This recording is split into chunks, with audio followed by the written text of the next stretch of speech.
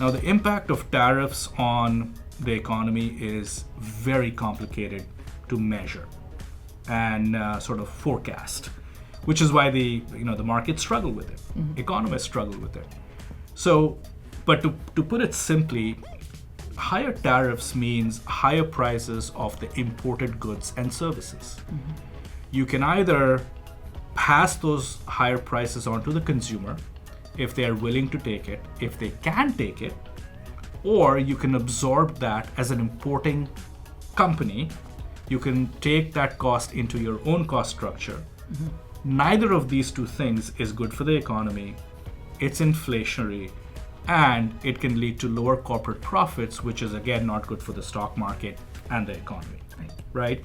Now, there are second order impact as well, which is even harder to factor in. So you could have other nations which put up retaliatory tariffs. So, they could put 25% tariffs like China did last time around on agricultural imports from the US. And the US agricultural sector has, even though China back in 2020 reversed some of that and again was willing to accept agricultural imports from the US, we never have recovered that.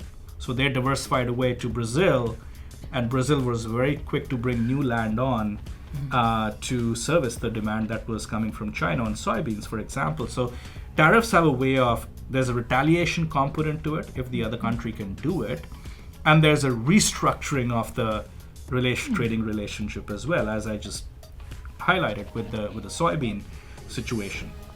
Now, countries can also, for example, put restrictions on certain exports that are important to our industry.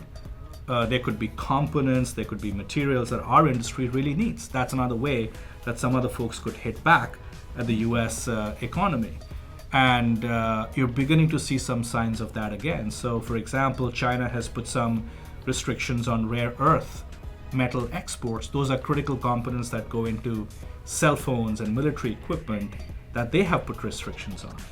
Now, they could also hit the US economy and US companies in another way. They could, for example, China is investigating NVIDIA, which is our national champion, so to speak, on antitrust violations. So things like that happen, which is very hard to factor in.